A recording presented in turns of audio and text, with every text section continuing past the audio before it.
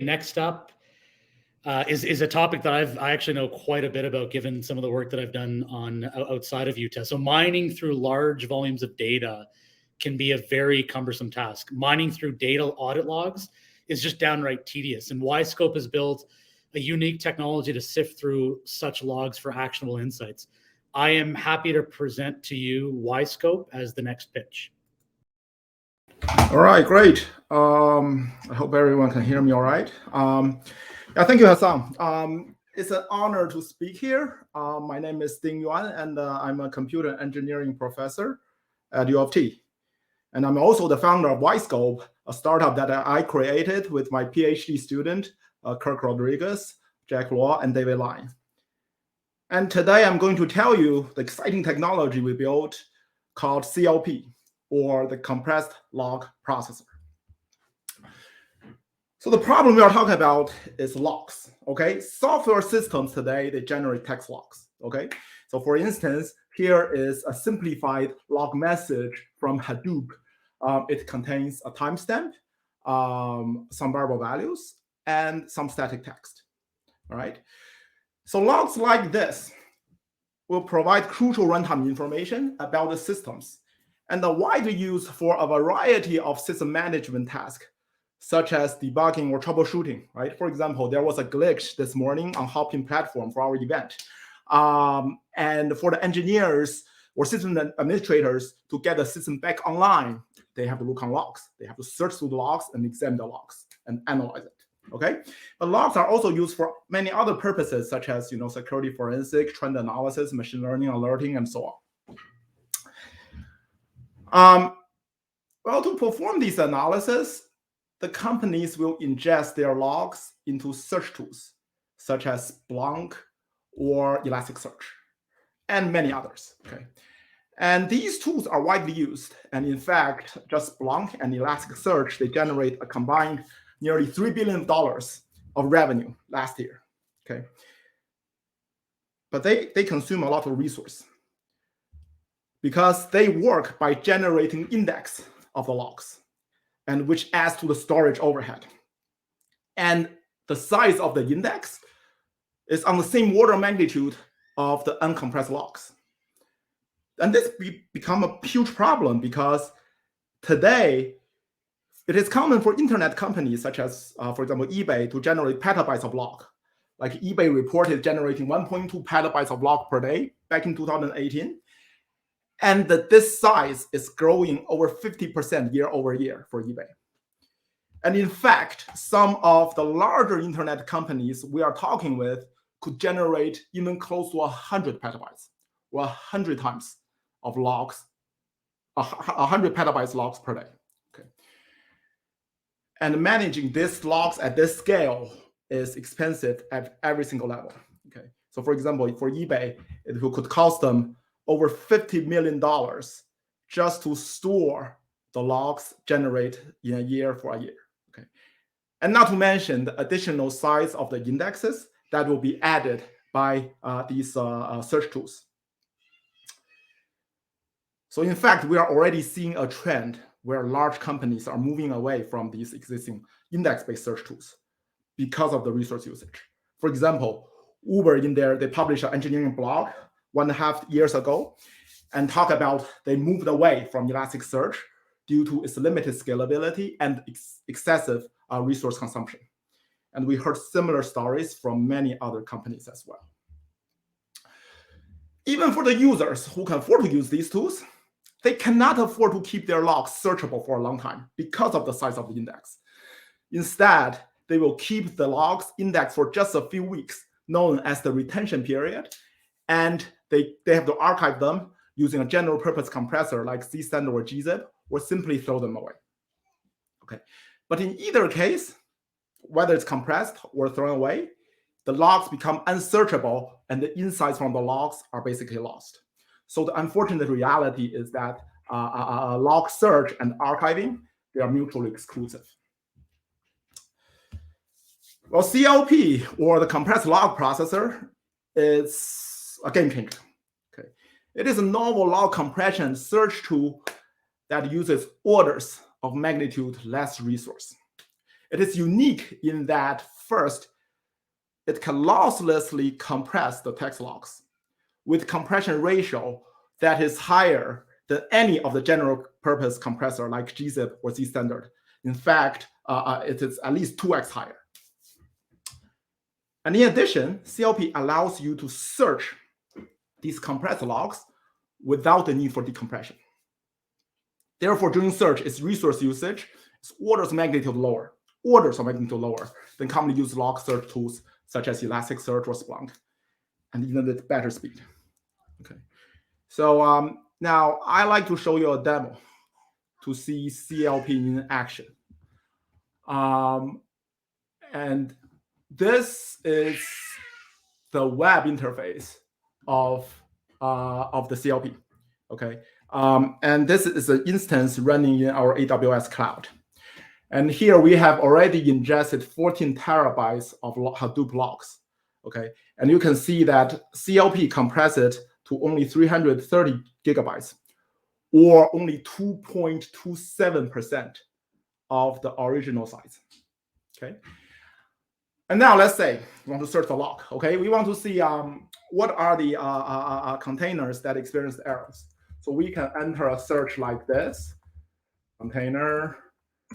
So this search for the logs that contains the keyword arrow and container, and with this star is wildcard that matches any 1, 0, or any number of characters. And now, basically, you can see the search already finished. That what CLP did was that it only searched compressed logs and will only decompress the logs, the matching result. Okay, and you can see actually there are a lot of these results. Okay, there are many of the containers that experience errors. So let's say if as a user you want to find out what are the unique container IDs that experience error. Okay, so for this purpose, CLP supports pipeline search, or in multiple stages of searches. So essentially, what happened? So we could take the search result of the previous search command and send it or pipe it to another stage of the command.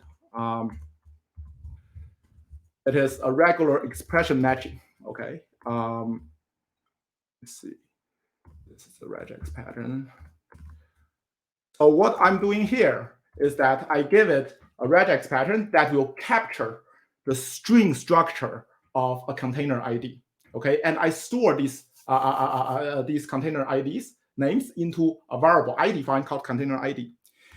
And then I further pipe the result of this list of container IDs into another operator called unique. It will basically deduplicate this container ID, and with this pipeline search command, it will return us, let's see what happened. I miss a character here.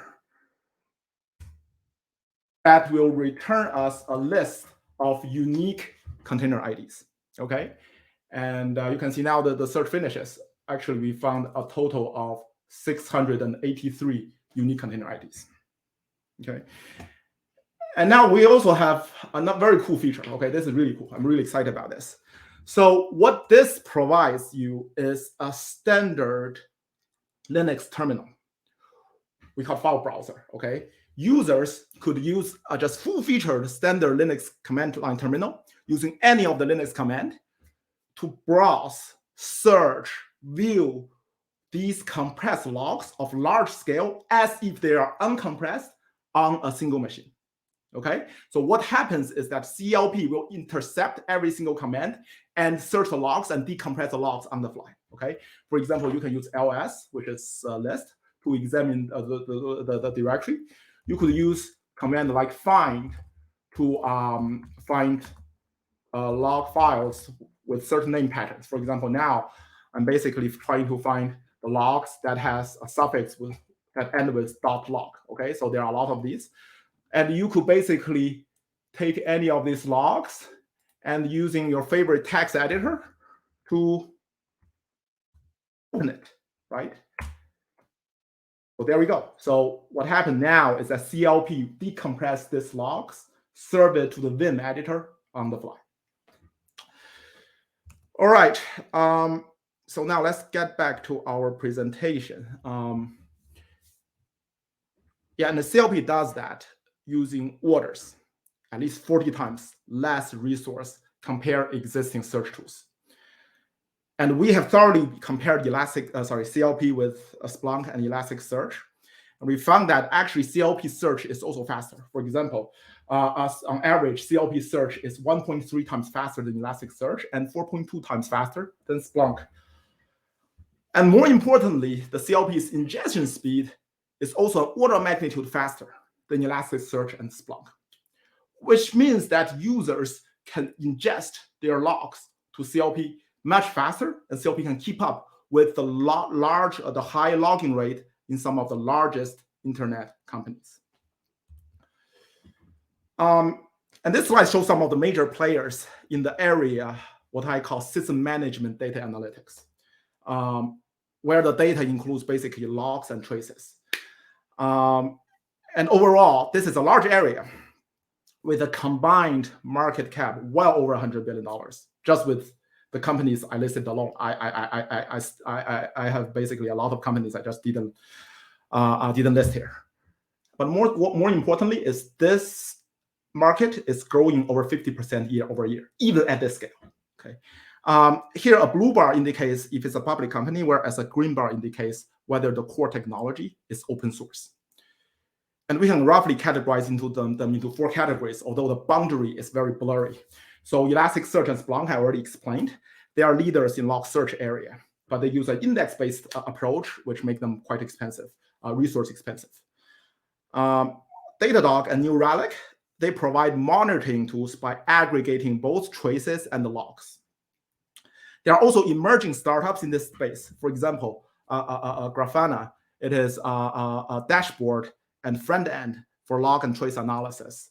ClickHouse is a relational database that is designed to search and store structured logs, whereas CLP focuses on unstructured logs, free text logs. Okay, so both Grafana and ClickHouse are open source, and both raised over $200 million in the past 6 months with a valuation over $2 billion. That shows investors' excitement in this space. So in comparison, CLP narrowly focuses on unstructured text log, but it's unique that it operates on compressed log. So there are basically orders of magnitude resource saving and better performance and more cost saving involved.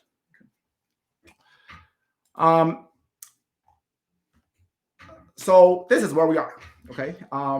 So Yscope incorporated back in 2015 primarily as a patent holding company. But we know from day one that we want to do something, commercialize our research in the log management and diagnosis space. And since then, we have been doing research in log management technologies. And it resulted 5 patents and many papers published. And in July this year, we have published the paper on CLP in OSDI, which is the best conference in the system software research. And we have launched an open source CLP in August. And since then, many of the world's leading tech companies have reached out and expressing strong collaboration interest. And a month later, we have received our first angel investment with over $1 million from Michael Stum, who is the founder and former CEO of Oanda. And he's also my colleague at the ECE department at U of T. We also received many research funding on CLP. Okay, and last month we have signed our first paid user, who is a Fortune 500 multinational tech companies based in US. Okay, and we hope this we already started collaboration, and we hope this collaboration will improve the product readiness of CLP and guide us to find the product market fit. But CLP is only the beginning. Okay. In our past research, we have designed many sophisticated log analysis algorithms and tools with the goal to automate the troubleshooting process or system management.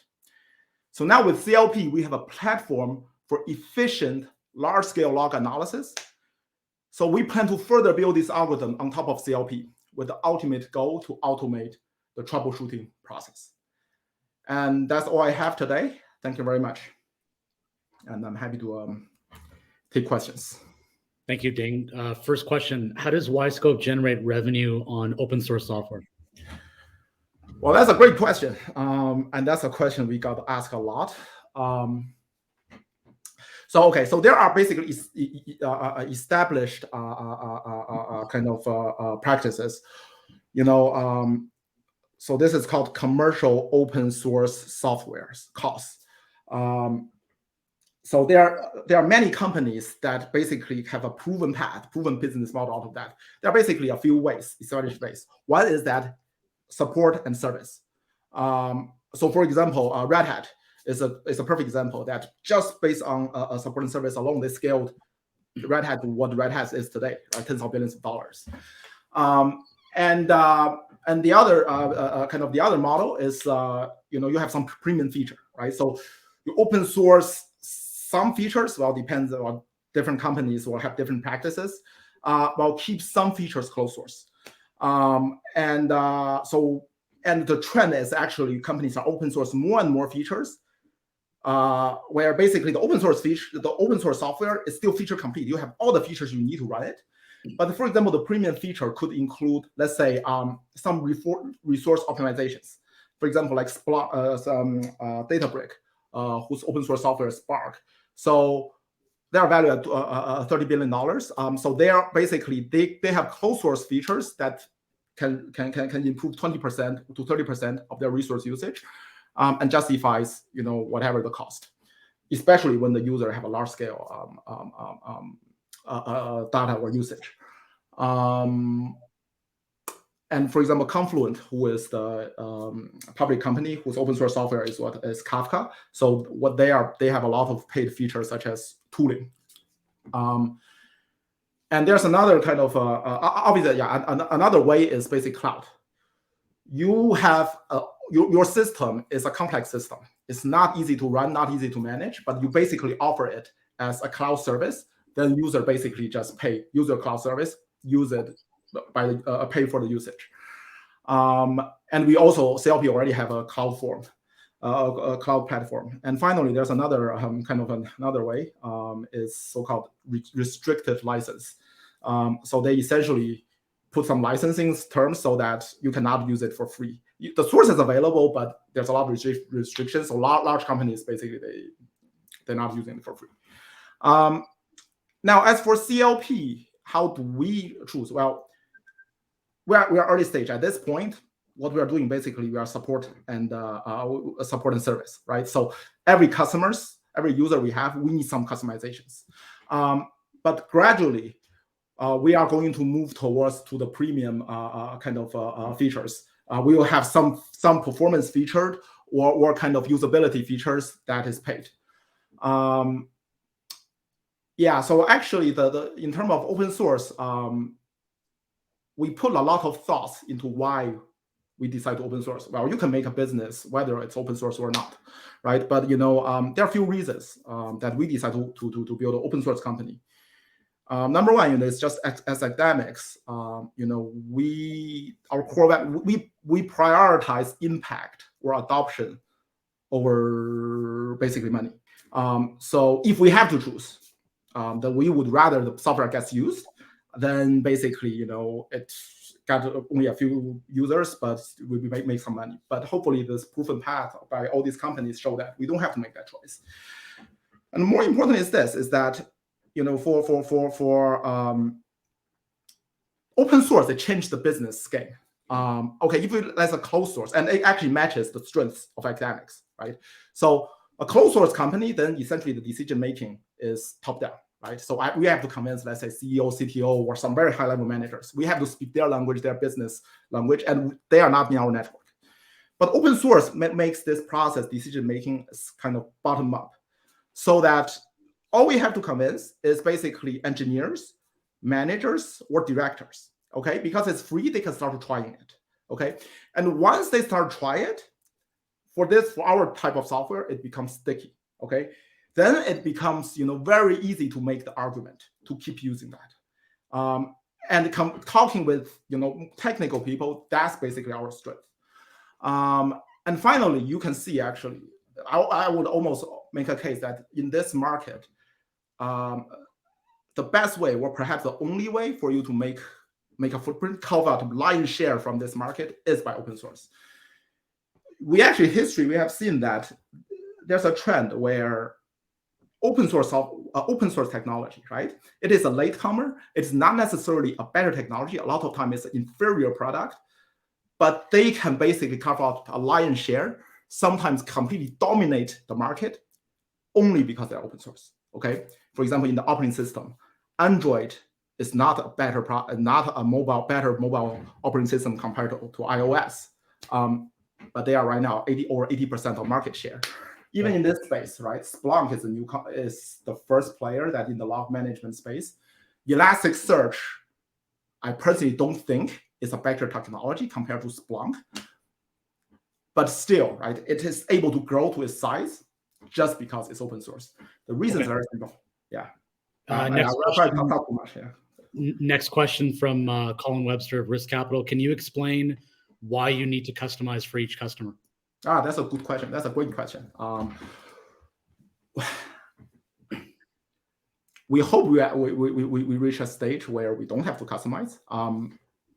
So that is where I say we found our product market share. Product market fit. Right. But the reason is this. CLP as a data infrastructure system, we have to fit in to a company's existing data infrastructure. All these companies already have a way to collect their logs. Okay, and they could, for example, all the logs could be collected into a centralized storage, could be shipped in the cloud, and they already have somewhat a kind of existing log managed pipeline.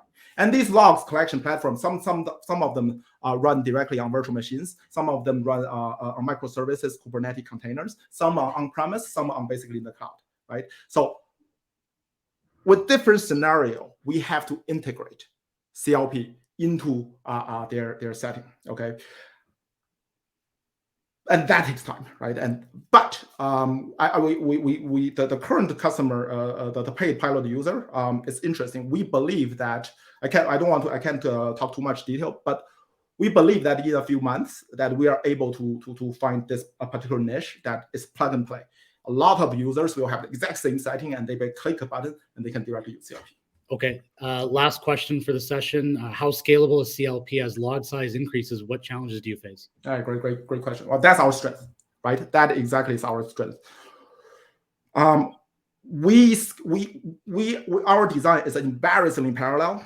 We have a central master doing very, very, very little things. And so by design, we're scalable. And in particular, because we operate on a small data size, order of magnitude smaller. So that basically naturally gave us a basic order of magnitude higher scalability than existing tools. And that is actually our niche.